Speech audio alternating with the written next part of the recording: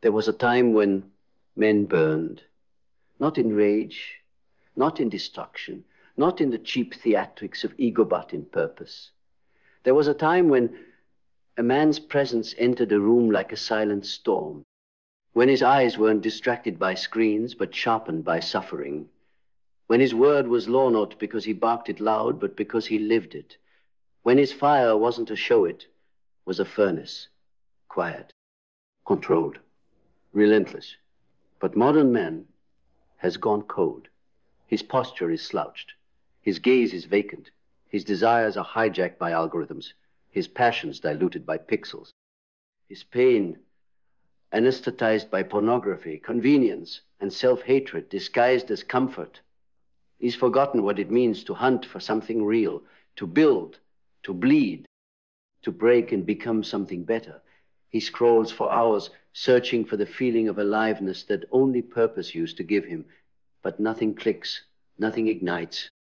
The modern world has traded his fire for apathy, his edge for approval, his sacred rage for sedation. And he doesn't even know he's drowning because the water is warm, tepid, numb. He's praised for being nice, for being quiet, for not making trouble, for keeping the peace, while his soul rots in silence. He is told that masculinity is a problem, and so he hides it like a shameful scar. He apologizes for being assertive. He overcompensates with fake humility. And deep down, his spirit howls for a rebirth.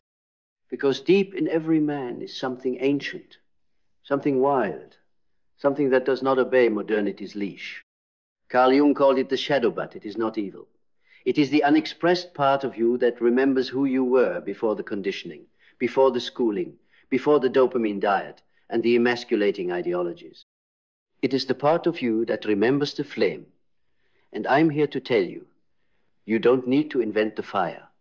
You need to reclaim it, because you were not born cold. You were made cold through repetition, through lies, through domestication.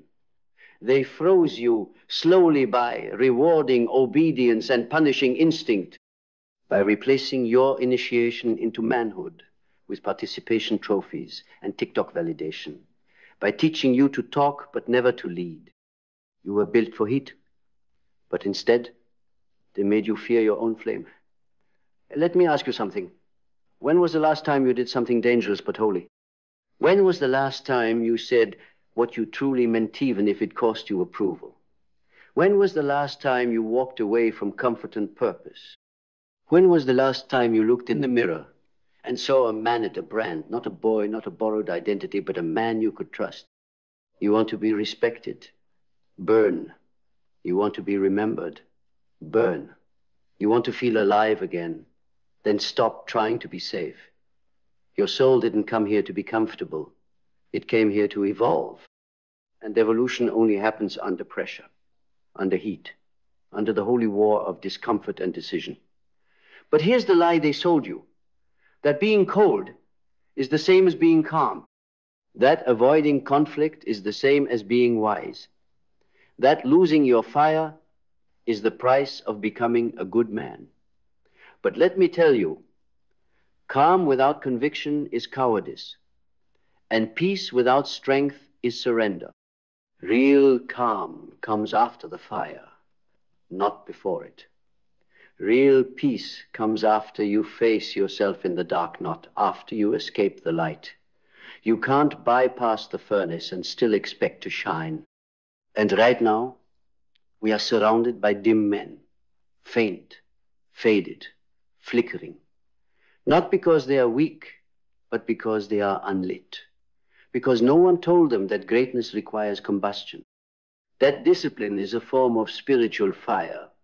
That integrity is not an idea, it's a heat that burns through your excuses and forces you to become exactly who you said you'd be. You can wear a suit. Quote Stoic wisdom. Meditate every morning.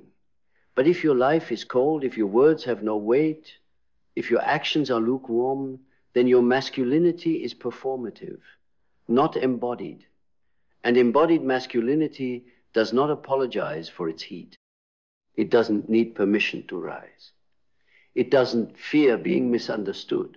It knows that fire properly channeled is not destruction. It's transformation. The furnace doesn't burn you down. It burns you clean. You want clarity? Step into the fire. You want respect? Endure the fire. You want to rise from the ashes of who you were? Become the fire. Because there's no resurrection without death, no rebirth without the burning. You will not evolve by being nice. You will not transform by staying safe. You will not reclaim your soul through avoidance. You must burn. But this isn't rage for rage's sake. This isn't chaotic masculinity. This isn't about domination or bravado or becoming louder. This is about becoming rooted. This is about choosing the path of depth over dopamine, principle over popularity, character over convenience. This is about remembering that masculinity is not toxic, it is untamed. And the untamed must be mastered, not medicated. You've been cold long enough. You've been lukewarm with your standards, polite with your potential, soft with your schedule. It's time to remember who you were before the world tamed you. You were forged for this. You were born to carry fire. But to reclaim it, you have to stop outsourcing your meaning. You have to stop blaming the world for stealing your edge when you handed it over yourself. Your father didn't teach you? Reforge yourself. Your teachers lied to you? Retrain your mind. Your past is full of wounds? Then let those wounds be the forge. Because you don't become a man by avoiding pain. You become one by transmuting it. Carl Jung once said, a man who has not passed through the inferno of his passions has never overcome them. The modern world teaches suppression. But real transformation is not suppression, it's sublimation. You do not run from the fire. You take it, you tame it, you wield it, and then you light up the damn room, not by yelling, not by dominating, but by being so deeply rooted in your fire that nothing shakes you, not rejection, not failure, not loss, because the fire inside you is not dependent on outcome. It's forged in identity. You are the fire. And they can't cancel that. They can't censor that. They can't shame that. They can't confuse that. Because a man on fire is clear, not perfect, but aligned. And alignment is louder than noise. It is stillness that speaks. It is silence that commands. It is heat that heals. Reclaim the fire, not for show, not for revenge, not for applause, but because you owe it to the man you were born to become. And he is waiting in the mirror, in the pain, in the discipline, in the choice to burn again. They told you to be kind, but they never told you that kindness without a spine is manipulation. They taught you to be agreeable, but never how to draw blood with silence when it matters. They said real men don't cry, but never taught you that a man who cannot weep consciously will unconsciously destroy. So you buried your fire, your grief, your rage, your clarity, and you called it maturity. But it wasn't. It was self-erasure. It was psychological exile. You became well-behaved and dead inside. Because here's the truth they never whispered. The man who avoids his shadow becomes a slave to it. The man who represses his darkness becomes predictable, programmable, and prey. You think you're in control because you're calm. But if your calm comes from suppression and not integration, you're a ticking time bomb. Jung warned us. Until you make the unconscious conscious, it will direct your life and you will call it fate. So if your life keeps repeating, if your anger leaks out sideways, if your relationships rot in cycles of passivity and explosion, it's not fate, it's programming. It's the unclaimed fire screaming for you to finally face it. And facing it doesn't mean indulging it. This isn't about being impulsive, reckless, or emotional. This is about mastery. You must step into your own psyche and look your demons in the eye, not to destroy them, but to name them. And when you name them, you own them. And what you own no longer owns you. The untrained man fears the fire in him. The awakened man trains it. He sharpens it like a sword and sheathes it in silence. He doesn't need to prove. He doesn't need to dominate. His presence alone sets a standard, not because he's performing masculinity, but because he's embodying it. But let's be honest. You were never initiated. You were never taught how to become. You were taught to obey, to please, to survive. So your fire never got forged, it got frozen. You became emotionally numb, spiritually disconnected, sexually scattered. Your hunger became addiction. Your intuition became overthinking. Your discipline became anxiety.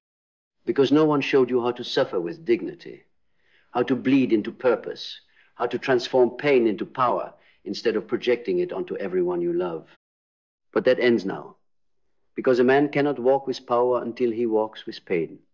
Not as a victim, but as a student. Not as a martyr, but as a master. And mastery begins in silence. It begins in the moments no one sees. When you get up early to reclaim your time. When you sit with your discomfort instead of numbing it. When you speak truth, even if your voice trembles. When you delay pleasure, not because you're weak, but because your vision is sacred. Modern man has become addicted to escape. Porn, video games, weed, excessive healing, dopamine disguised as depth. But discipline is the antidote. Discipline is fire. It's not glamorous, but it's holy. Because it is through repetition that a man rewrites his nervous system. Through restraint that he sharpens his instincts. Through structure that he becomes free. You cannot build a throne on chaos. You cannot crown yourself king if your inner world is still ruled by comfort. You must build rituals that ignite your masculinity, every single day rituals that make you dangerous, not because you hurt, but because you could. And don't. You want to be sovereign? Stop waiting for permission. You want to be respected? Stop leaking your power in the form of excuses, addictions, or endless apologies. You want to lead? Then become someone you'd follow without question, without hesitation. Because sovereignty is not given. It is not voted on. It is not inherited.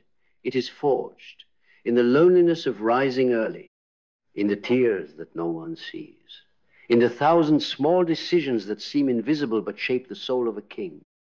You will not find this fire in a book. You will not unlock it through theory.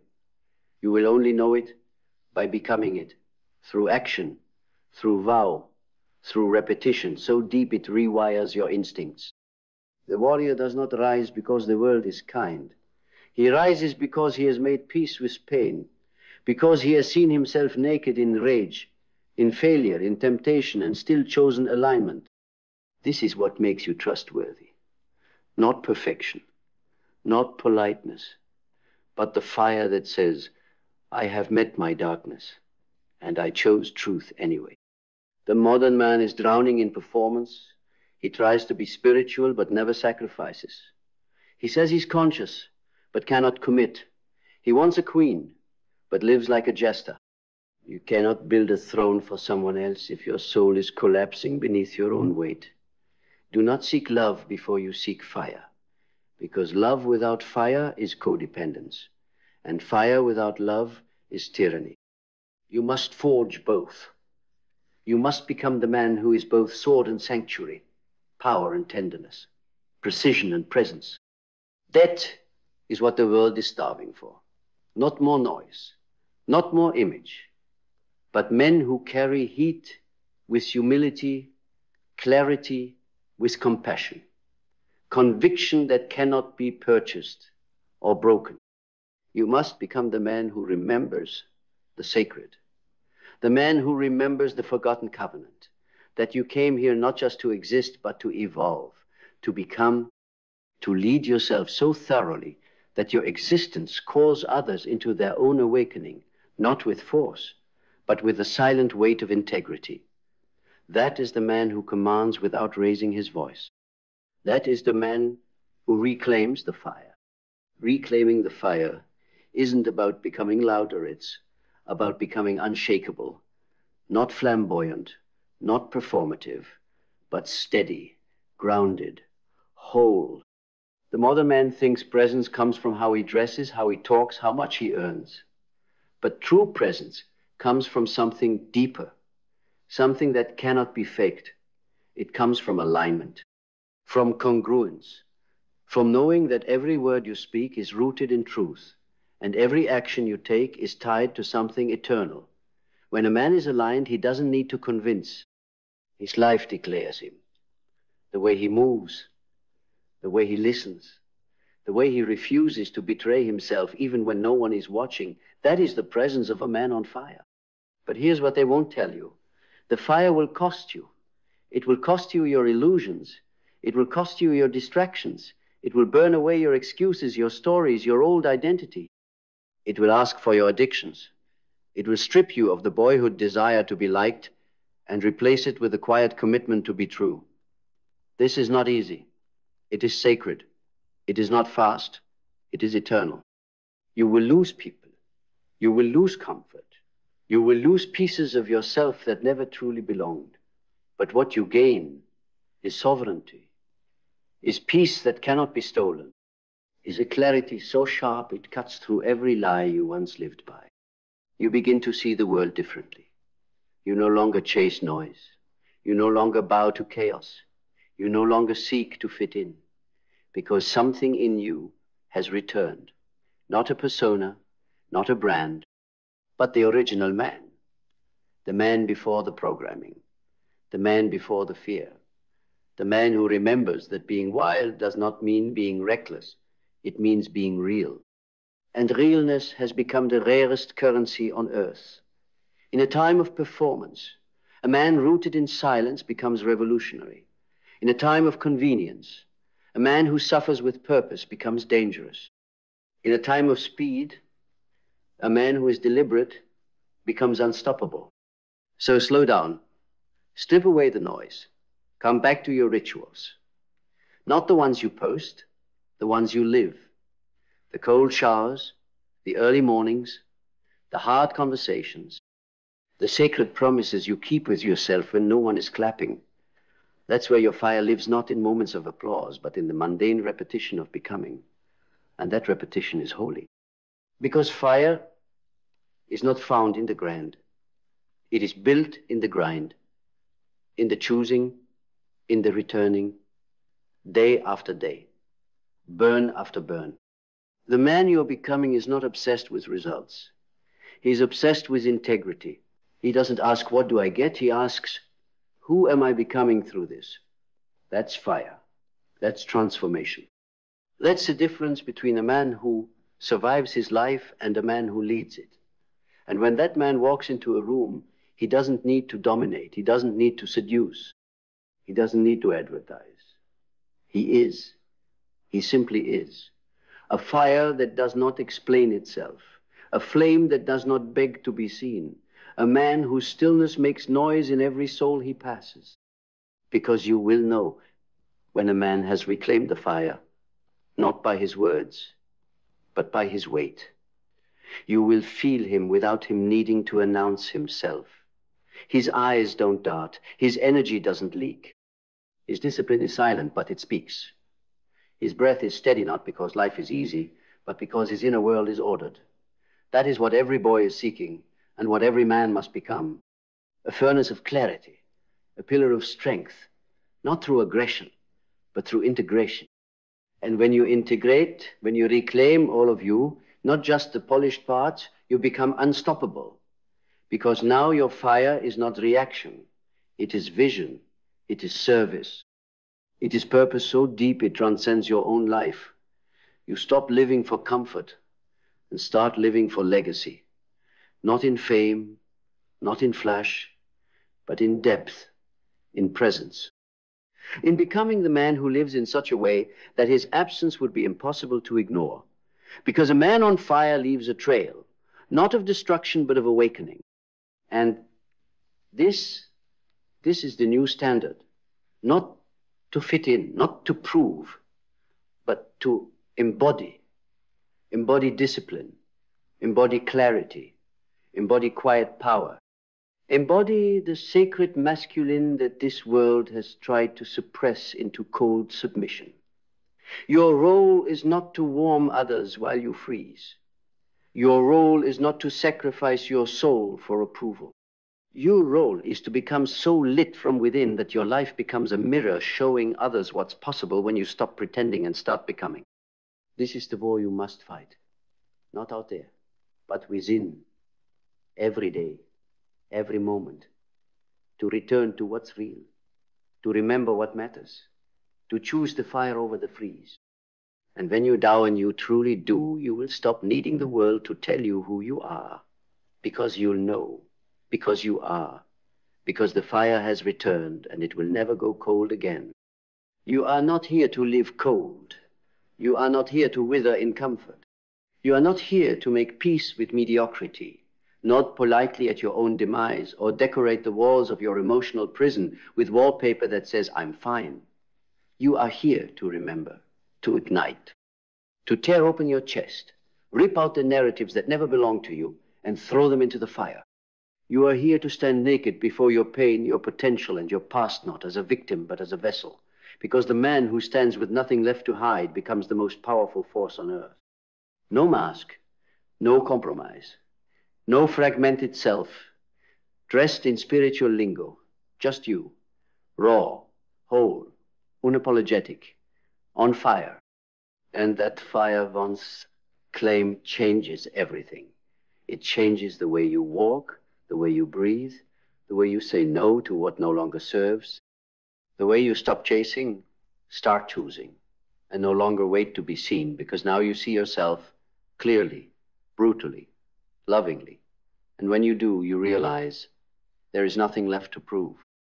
There is only something left to protect, something sacred, something eternal, the flame that chose you, not to play it safe, not to be liked, but to lead, not with ego, with essence.